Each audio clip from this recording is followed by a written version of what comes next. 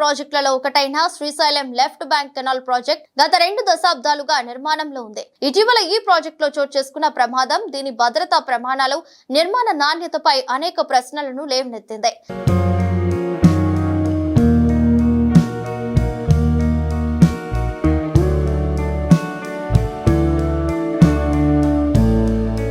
నల్గొండ జిల్లాకు సాగునీరు అందించాలన్న ప్రధాన లక్ష్యంతో ప్రారంభమైన ఈ ప్రాజెక్ట్ అనేక సాంకేతిక సమస్యలు, నిధుల కొరత, జియోగ్రఫికల్ బ్యారియర్స్, పాలనా మార్పుల కారణంగా పూర్తి కావడంలో జాప్యం చెందుతుంది.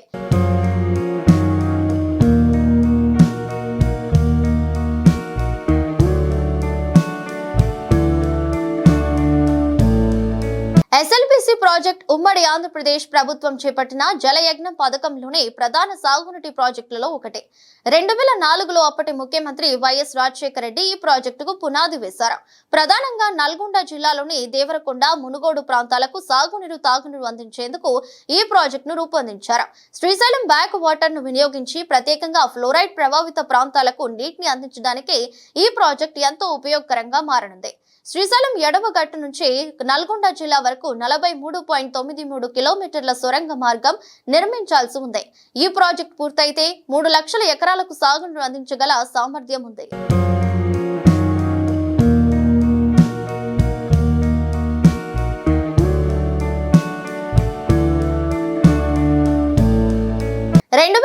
లో 1925 కోట్ల అంచనాతో ప్రారంభమైన ఈ ప్రాజెక్ట్ 4 ఏళ్లలో పూర్తవ్వాల్సి ఉంది.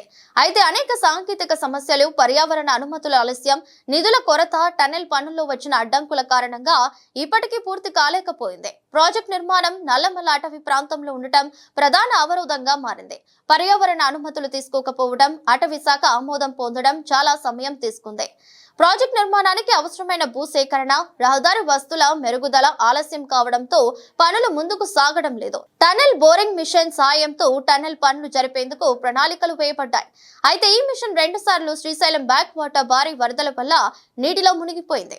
దీన్ని మరమ్మతులు చేయడానికి సమయం, అధిక వ్యయం కావడంతో ప్రాజెక్టు ఆలస్యమైంది. ఆర్థిక సమస్యలు కూడా ప్రధాన కారణంగా మారాయి. ప్రాజెక్టు వ్యయం 1925 కోట్ల నుంచి 4000 కోట్లకు పెరిగింది.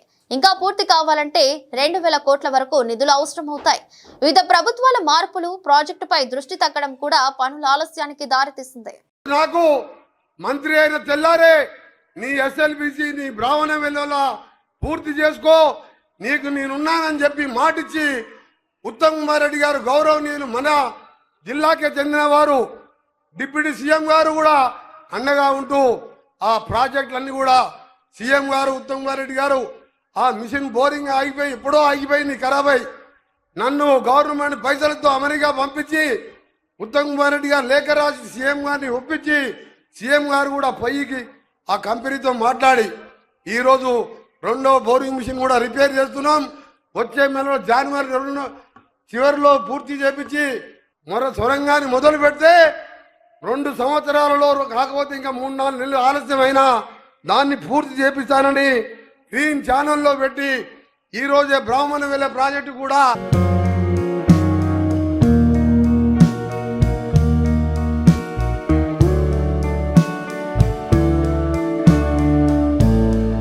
ఇటీవల జరిగిన ప్రమాదంతో ఈ ప్రాజెక్ట్ నిర్మాణ నాణ్యత, భద్రతా ప్రమాణాలపై తీవ్ర విమర్శలు వచ్చాయి. ఈ ప్రమాదంలో 8 మంది కార్మికులు టన్నెల్ లోపల చిక్కుకుపోయారు. నీరు, బురద అధికంగా పేరుకోకపోవడంతో సహాయక చర్యలు చాలా క్లిష్టంగా మారాయి. ప్రభుత్వం ప్రత్యేక బలగాలను రంగంలోకి దించి రెస్క్యూ ఆపరేషన్ ముమ్మరం చేసింది. ఈ ప్రమాదానికి ప్రధాన కారణాలు టన్నెల్ లోపల నీరు చేరడం, భద్రతా చర్యల్లో లోపాలు, అప్రత్యక్షంగా నిర్మాణ నాణ్యతపై నిర్లక్ష్యం వంటివి కావచ్చు. ఇది ఎస్ఎల్బీసీ ప్రాజెక్టుపై ప్రజల్లో ఉన్న నమ్మకాన్ని దెబ్బతీసేలా మారింది. ఇలాంటి ఘటనలు పునరావృతం కాకుండా భద్రతా ప్రమాణాలను మరింత కఠినంగా అమలు చేయాల్సిన అవసరం ఉంది. The kind of the incident took place very serious and chances we can't say. पानी अभी थोड़ा आ रहा, पानी अभी थोड़ा पानी आ रहा, अभी थोड़ा मड तो पूरे मड है, पाम रखे तो अंदर घुस जा रहा. तो उसके ऊपर जो है वुडन फ्रेम्स का दाल लेके एक के पीछे एक दाल लेके जो है सामने जाना पड़ेगा. क्योंकि मिशनरी नहीं जा सकता.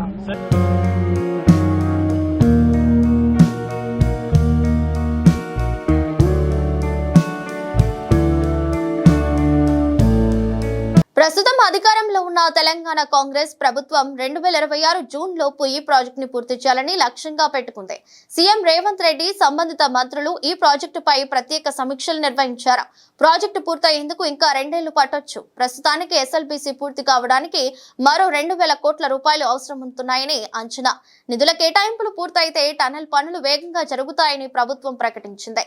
ఈ ప్రాజెక్టు పూర్తి అయితే 3 లక్షల ఎకరాలకు సాగునీరు, లక్షల మందికి తాగునీరు అందించేందుకు అవకాశం ఉంది. ప్రాజెక్టును వేగంగా పూర్తి చేసేందుకు ప్రభుత్వం ప్రత్యేక యంత్రాంగాన్ని ఏర్పాటు చేయాలని నిర్ణయించింది. పనులను నిర్దేశిత గడువులోగా పూర్తి చేయడం కోసం ప్రతి నెల సమీక్షలు నిర్వహించాలని నిర్ణయించుకుంది. కానీ ఆలస్యాలు పెరిగిన బడ్జెట్, తాజా ప్రమాదం కారణంగా ఈ ప్రాజెక్టుపై మరింత అవగాహన అవసరం. ప్రాజెక్ట్ నిర్మాణాన్ని వేగవంతం చేయడం ద్వారా రైతులకు ప్రయోజనం కలిగించేలా చర్యలు తీసుకోవాలి. భద్రతా ప్రమాణాలను మరింత కఠినంగా అమలు చేసి పనులను త్వరగా పూర్తి చేయాల్సిన బాధ్యత ప్రభుత్వంపై ఉంది.